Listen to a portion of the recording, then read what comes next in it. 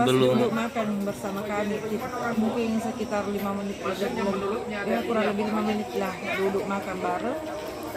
Disitulah ada ledakan. Kasus penembakan advokat Rudy Esgani yang terjadi pada malam pergantian tahun di Desa Pakutu Limpoe, Kecamatan Lapariaja, Kabupaten Bone semakin menguak detail mengejutkan. Istri korban Haja Maryam memberikan kesaksian terkait sosok yang sempat meminta almarhum untuk bergeser tempat duduk sebelum insiden naas itu terjadi. Pengakuan itu disampaikan Haja Maryam saat ditemui di rumah keluarganya di Jalan Kelurahan Kalukubodoa, Kecamatan Talo, Kota Makassar pada Kamis 9 Januari 2025 usai maghrib. Maryam menyebutkan salah satu kerabat yang saat itu hadir tiba-tiba meminta suaminya untuk berpindah tempat duduk saat makan malam. Tidak lama setelah itu terdengar bunyi tembakan yang mengakhiri nyawa Rudy. Maria menjelaskan kepada Tribun Timur bahwa kejadian itu sangat spontan.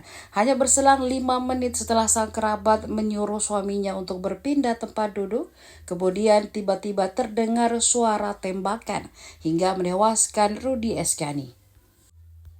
Malam itu keluarga Rudy tengah berkumpul untuk menikmati makan malam bersama menyambut pergantian tahun. Suasana akrab dan hangat berubah menjadi tragedi ketika suara tembakan mengejutkan satu keluarga.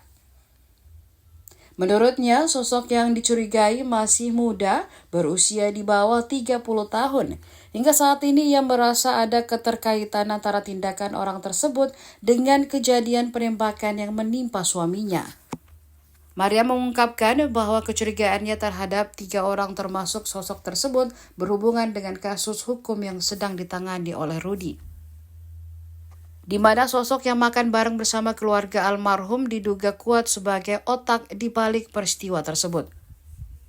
Sementara 2 lainnya diduga berperan sebagai eksekutor dan pihak lain memberikan bantuan dalam melancarkan aksi tersebut.